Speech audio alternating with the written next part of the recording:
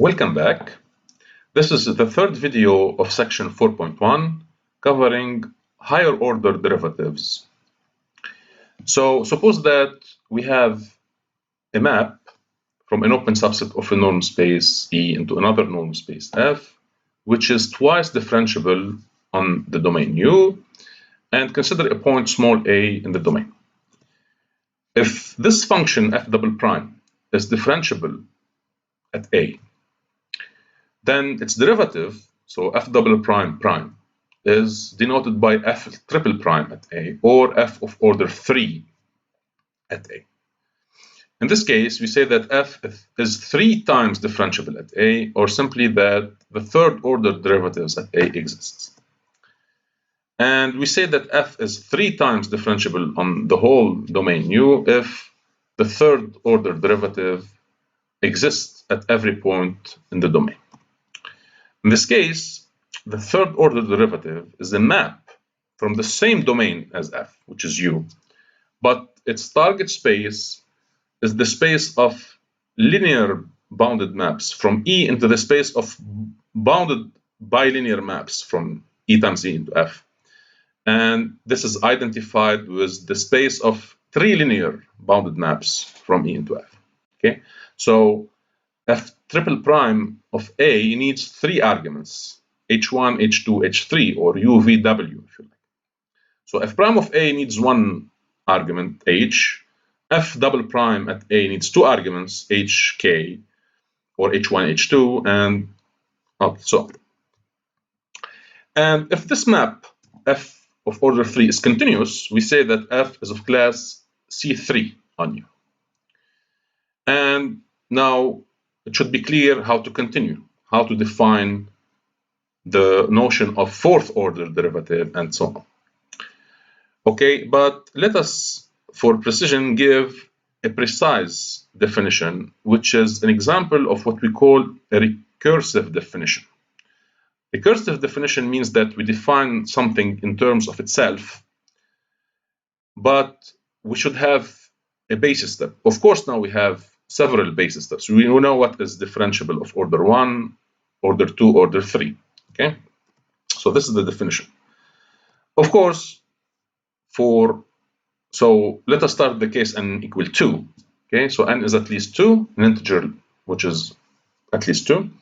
We say that f is n times differentiable, so at the point A, if f is n minus 1 times differentiable at every point of U, and the map f of order n minus 1 from U into the space of multilinear maps from with n minus 1 variables is differentiable at A.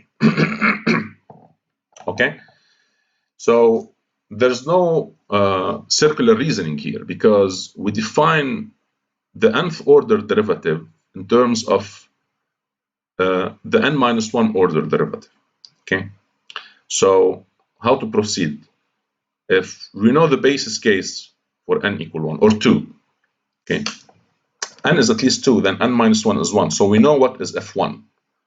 Okay, if you know what is f1, we know what is f2. If we know what is f2, we know what is f3, and so on.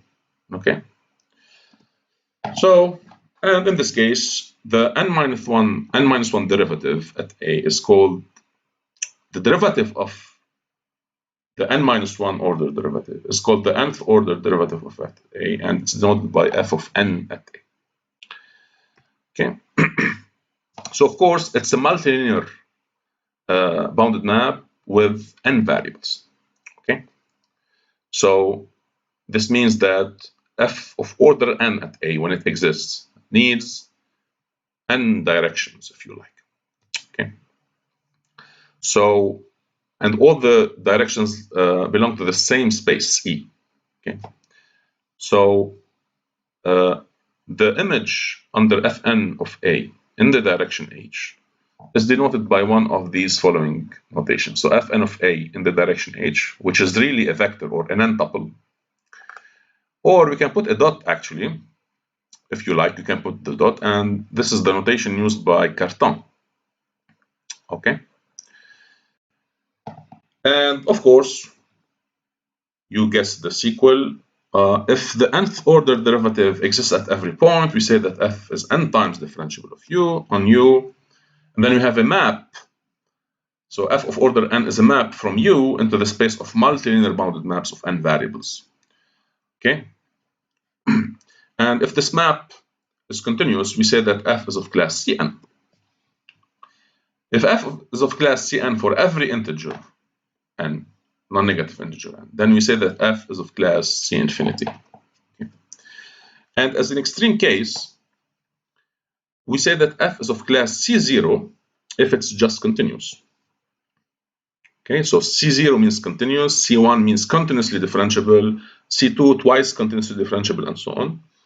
And the derivative of order 0 by convention is just f of x. So derivative of order 0, if you like. Okay, so I don't think there's... And you can prove actually that if you differentiate the nth derivative of f m times, this you get exactly the derivative of order n plus m. Okay, so this is just as the rule of exponentials. Okay, so this relation may be very useful. Okay, so we differentiate n plus m times. Okay, so and of course this is, you can differentiate first m times, then n times, get the same result. Okay, so there's a parenthesis here, and this parenthesis should be above. Okay, so as usual, some trivial examples. All the elementary functions that you studied in calculus are C infinity in the interior of their domains.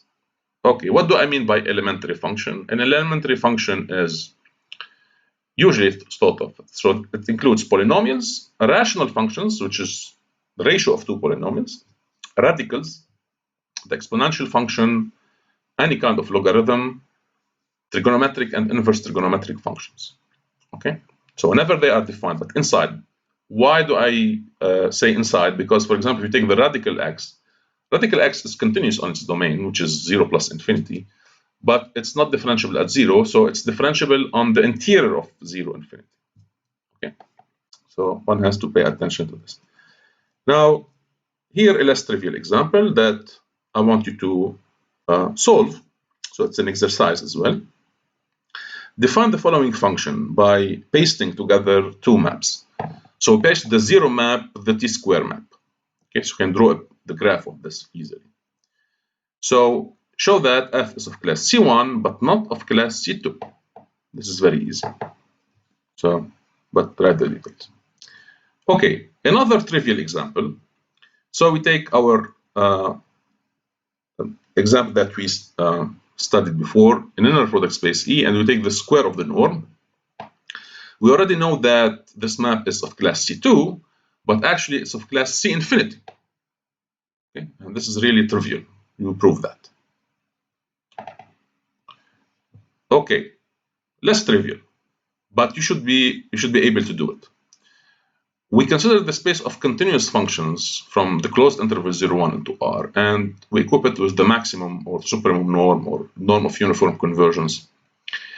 And we consider the map from E into R that to each element U, so to each function U, associates the integral of this cube of U. So compute the first derivative, the second derivative, and the third derivative, and show that f is of class C infinity. Okay, here you can write h1, h2, h3, if you like, doesn't really matter. Okay, so you should be able to do this result, and this could be a possible examination question actually. So you better do it.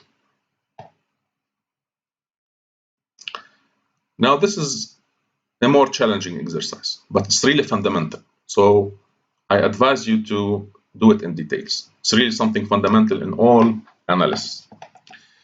Okay, we consider a function obtained by pasting two pieces together. The 0 function and the exponential of -1 over t. Okay, this graph looks like this. So it's 0 for t negative, and then it becomes, it's increasing. Okay, and of course, as t tends to infinity, it tends to 1. So it has a horizontal asymptote at 1.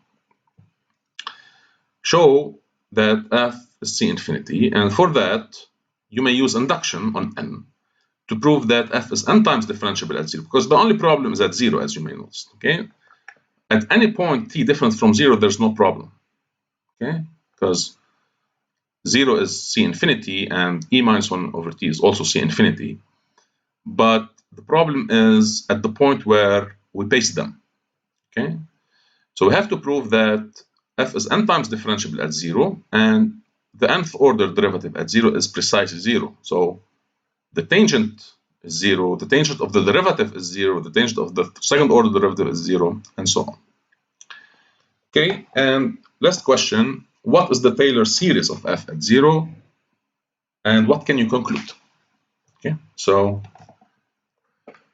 if you want to become an analyst, you'd better solve this exercise, and it's a very useful exercise. We will use it in the next semester, actually, to construct functions with compact support, C infinity functions with compact support. Okay, so the difficulty is just in question A. Okay, and I will give you a hint. You may prove that the nth order derivative at any point, at any positive point, has a special form. It's an exponential times a polynomial in 1 over t. And the exponential always wins the race. Okay, so in your induction assumption, you need to assume more than this. Okay, and now I will mention without proof some basic results about higher order derivatives. Okay, as we know from proposition 4.1, the second order derivative is symmetric. What about the nth order derivative? The nth order derivative is a function of n variables. So what do I mean by saying that it's symmetric? It means that the order of so the arguments of Fn is h1, h2, hn. So any permutation of this doesn't change the value. Okay, so for any permutation sigma of the set 1 to n, and for any vector h1, h2, hn in e times e times e, the value of Fn of a along this vector is the same as the value of Fn of a along any permutation of this vector. Okay, if n equal 2, you just have 2 permutations, because 2 factorial. For n equal 3, you have 3 factorial, so 6 cases. So if you have h1, h2, h3, you can flip them as h2, h1, h3, h2, h3, h1, and you have 6 cases. And in general, you have n factorial permutations. Okay. Now, I'm not going to prove this first because it's not terribly difficult. And it's basically, it can be proved by reasoning by induction on n and using the basis as a basis of the induction, the case n equal 2. And this was, so the difficulty was in the case n equal 2, actually. Okay. And you may use a known fact from algebra, or especially linear algebra, or maybe discrete math, that any permutation is actually a product of transpositions. Transposition means that I fix everything and I just exchange two elements. And these transpositions actually just can be chosen to just interchange 2 consecutive elements. Okay. So you work the details. Okay. Next result is about composition of maps. So this is an extension of the chain rule, if you like. If you have 2 maps, 2 differentiable maps actually, whose composition is well defined. So this means that the image of f is in the domain of G. Okay, so f of u is contained in V. So so G of f is well defined. Okay, so first I go from u to f of u, which is in V, and then from f of u into G of V. So okay. Then if n is n times differentiable at the point A in its domain, and G is n times differentiable at the image of that point under F, then the composition is n times differentiable at A. And of course, if both are of class Cn, then their composition is also of class Cn. Okay, and one more time, you can reason by induction. And the case n equal 1, the case n equal 0 is trivial because this is just composition of two continuous functions. Okay, so, and we know that from the topology course. So you can always start with n equal 1. Okay, and the case n equal 1 is just the chain rule that we proved in chapter 2. Okay, so it's a useful exercise. Okay, and the last exercise is that I also invite you to prove on your own as the inverse operator that we defined in chapter 1 and 2 actually. Phi is the map from the set of isomorphisms between two Banach spaces into the space of linear bounded maps. Actually, so the image of phi is just the set of isomorphisms from F to E. Okay, we know that phi is of class C1 actually, and we computed its derivative. Okay, now we have to prove that actually phi is of class C infinity. Okay, so here again you can use induction and use the previous proposition about composition of C infinity maps. Okay, so or Cn and C infinity. Okay, and in the exercises you are asked to compute the second derivative. Okay, and I will end this video with a very useful notation. When we have a function of n variables, not necessarily real variables, could be Banach variables,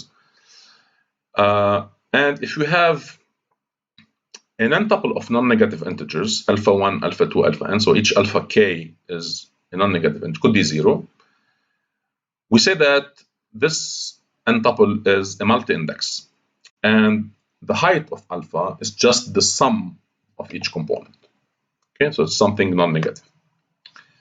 Then, if we differentiate, so suppose that this map f has enough partial derivative in order for the discussion to have a meaning. So suppose that we differentiate alpha 1 times with respect to the first variable. Then we differentiate this derivative alpha 2 times with respect to the second variable, and so on. And lastly, we differentiate alpha n times with respect to the last variable. At the same point, of course. Then we get a partial derivative, actually. And this partial derivative is very important. It's denoted by one of these symbols. Can I write simply d capital to the capital D to the alpha f at A, or this familiar notation d to the length of alpha, to the height of alpha of f, divided over the partial derivatives. Okay, or if you like, this is maybe this is more clear. So you differentiate alpha 1 times with respect to the first variable, and so on. Or you can put dn instead of del. This notation is more often used. We shall use it in the next semester, actually, and it's very important, especially in the theory of partial differential equations and distributions. Okay, so this is really a shorthand of these cumbersome notations. Okay. Okay, so this concludes this video and section 4.1. And in the next video, we are going to start to study to prove Taylor's formulas, 3 kinds of Taylor formulas. Okay, so thank you for your attention and see you next time.